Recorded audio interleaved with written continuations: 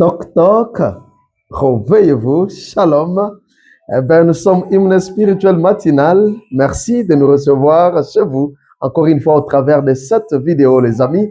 Ensemble, hissons les drapeaux Jésus-Christ. Alléluia, alléluia. Qui se joint en moi ce matin pour hisser les drapeaux Jésus-Christ.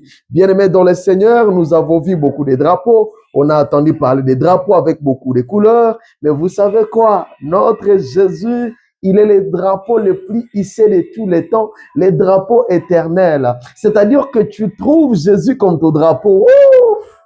Tu es heureux éternellement. Et j'aimerais te dire ce matin, c'est un challenge.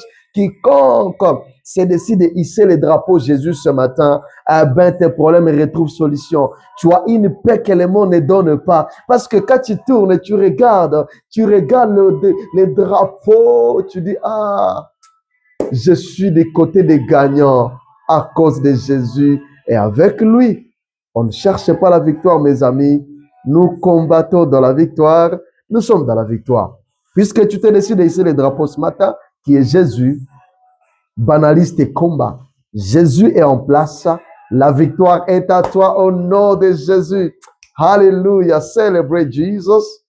Celebrate. Nouveau jour, nouvelle vie, nouvelles opportunités pour vous et pour moi. 2026, année onésime, année de mon utilité. Cette année, finit l'inutilité au nom de Jésus. Tous nous sommes utiles dans le nom de Jésus-Christ. Et comme soutien, mes amis, nous sommes en train de parler de ma faiblesse morale, nourricière de mon inutilité. Celebrate Jesus, celebrate, bien-aimés frères et sœurs. La Bible nous dit ceci, il répondit, quel gage te donnerai-je? Elle répondit, ton cachet, ton cordon et ton bâton que tu as à la main. Et il le lui donna, puis alla vers elle, et elle devint enceinte. Elle devint enceinte de lui. Genèse 38, verset 18. Alléluia, mes amis. Dites Amen. Merci de vous abonner aujourd'hui, vous qui n'étiez pas encore abonnés. À tous les abonnés, coucou à vous. Tous ceux qui ne cessent de partager cette émission hymne spirituel matinal, que Dieu vous bénisse abondamment dans le nom de Jésus-Christ. Alléluia. Mes amis, les cachets, les cordons, puis le bâton, ça vous dit quelque chose, mes amis? Nous y voici, bien-aimés frères et sœurs. Je nous ai promis qu'on devait y revenir, mes amis. Moi, je promets et je réalise. On blague un peu. Je promets, je réalise. Je ne suis pas comme Judas qui avait promis à Tamar, mais dans son intérieur, il savait que je suis en train de frapper cette dame ici. Elle n'aura pas mon fils le troisième jamais. Mes amis, que l'éternel Dieu soit loué. Mais Tamar, pourquoi tenait-elle tant? Pourquoi portait-elle une si grande importance à ces objets ici? Ne pouvait-elle pas seulement se contenter de tomber enceinte de son beau-père Judas et se limiter à ça? Avec vous, doucement, retournons dans l'historique. Nous allons comprendre. Que Dieu vous bénisse. Mes amis, retenons ceci ensemble, qu'un homme important, je dis bien un homme important, donc un homme utile, de la Proche-Orient antique, c'est-à-dire dans ce temps-là de la Proche-Orient antique, aujourd'hui pour situer ça, nous pouvons dire qu'il s'agit de l'Est de la Méditerranée, qui s'étendait de la Turquie, c'est-à-dire de la Turquie à l'Égypte, c'est-à-dire incluant aussi la Syrie. Là, on voit l'Est de la mer Méditerranéenne, on voit qui s'étend de la Turquie à l'Égypte, il y a la Syrie, il y a le Liban, il y a l'Israël, la Palestine, la Jordanie, mais aussi les Chypres. Donc, quand on parle du Proche-Orient, ayant en tête ces quelques pays-là, cette partie-là, bien-aimés frères et sœurs. Alors, un homme important, un homme utile de cette contrée ici antique, donc quand nous parlons de l'Antiquité à cette époque-là, bien-aimés frères et sœurs, un homme important de cette partie devait signer ses contrats. Devait signer ses contrats avec, comment? Avec les sceaux. Devait signer ses contrats avec les sceaux, un certain sceau cylindrique. Un certain sceau cylindrique qui devait aider un homme à signer ses contrats, qu'il portait à son cordon. Il devait porter ça à son cordon et autour du cou. Alléluia. Un sceau cylindrique porté sur un cordon et qu'on pouvait voir où c'est autour de son cou. Et quand on voyait un homme comme ça, on disait, un homme important, bourgmestre, maire de ville, c'est pas chef coutumier si vous le voulez, c'est pas président, roi. Les hommes importants, ils avaient des sceaux avec lesquels ils se promenaient, de façon que quand on les voit, on dit, ah, homme important. Et donc, Judas n'était pas aussi le moindre.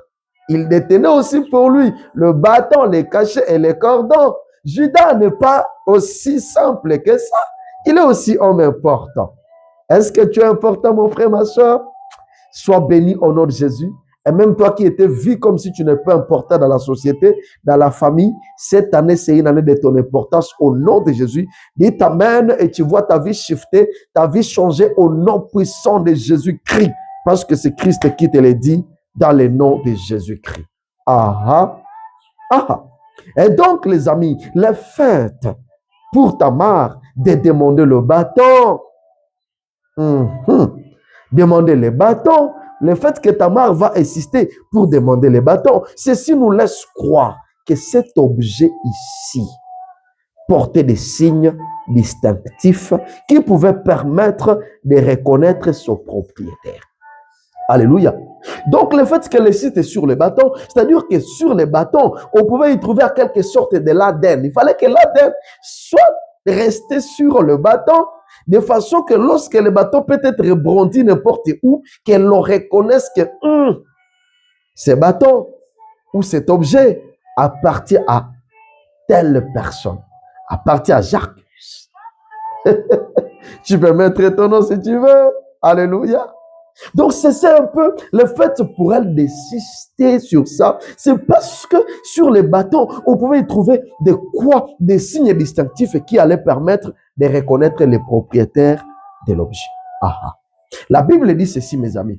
Comme on l'a mené dehors, on l'a mené dehors, on est en train de la mener, la traîner dehors, elle fait dire à son beau-père, c'est l'homme à qui ces objets appartiennent, c'est l'homme à qui ces choses appartiennent, que je suis enceinte. Reconnais, je te prie, à qui sont ces cachets, ces cordons et ces bâtons. Là, c'est le verset 25 du même chapitre de la Genèse, c'est-à-dire le chapitre 38. Est-ce que vous comprenez, mes amis, là où nous en arrivons? Le match est en train de changer. Les amis, je m'imagine combien lourde fut la respiration de Judas à ce moment précis. Judas. Peut-être je parle à quelqu'un ce matin, ça parle à quelqu'un ce matin. Nous allons y arriver, mes bien-aimés frères et sœurs.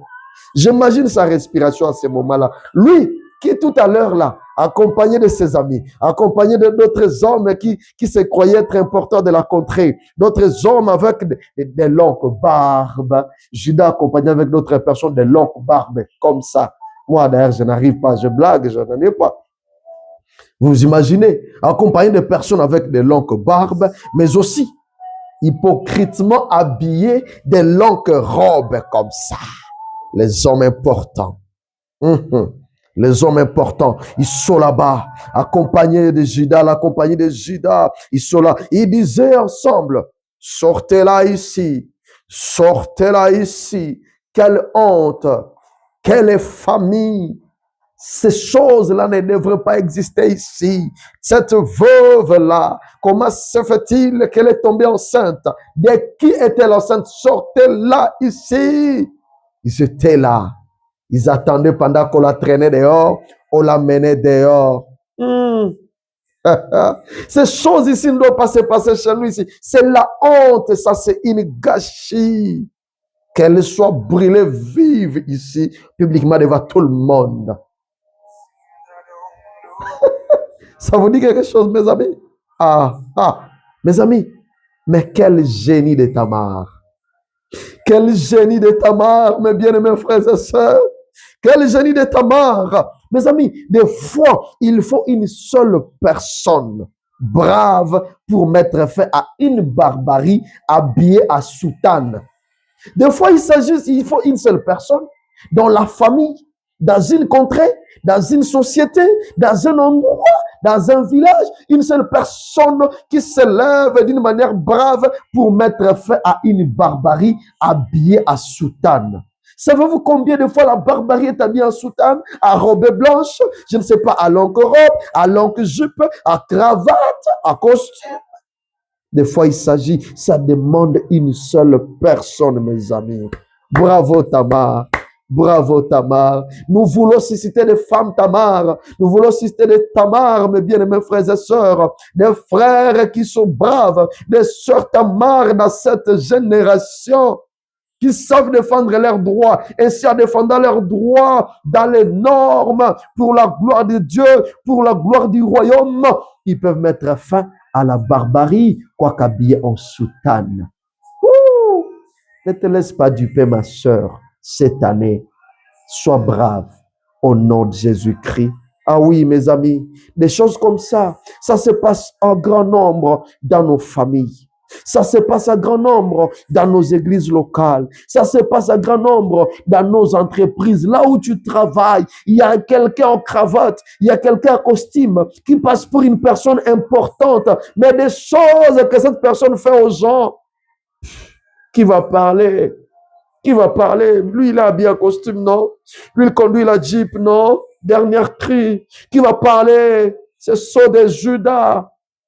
Ça se passe à grand nombre dans nos quartiers, dans notre société, dans nos pays, des choses comme ça. La barbarie habillée en robe, ça se passe à grand nombre. Mais où sont les Tamar, investis de la sagesse divine, avec la bravoure du Saint-Esprit, il s'élève doucement, il reconnaît l'homme à qui appartiennent ces choses. Voilà l'homme dont je suis enceinte. Oh. Mais toi, on t'a enceinté. Et puis, on t'a donné $50. Et puis, tu as fermé les yeux. Tu acceptes juste de l'aujourd'hui. Je ne connais pas. Je ne connais pas qui m'a enceinté. On t'avait enceinté, tu dormais. Porte quoi? Des fois, il faut des braves femmes comme celle-ci. Tamar. Waouh. Waouh. Waouh. Il y a des choses comme ça qui se passent dans nos familles, mes amis. Ça fait mal au cœur. Ou une certaine catégorie de gens qui détiennent une certaine parcelle de pouvoir. Et utilisés bien évidemment par les diables, se sont décidés de désorienter les destinées des autres. Ils se sont décidés, ils sont là que pour désorienter les destinées des autres. Mes amis, est-ce que ça parle à quelqu'un? Ainsi, mes amis, visiblement, ces gens passent pour des personnes importantes. Visiblement, ils passent pour des personnes importantes, alors qu'en réalité, ils sont en train de vivre au détriment des autres, ou à l'enterrement des destinées des autres, mes amis.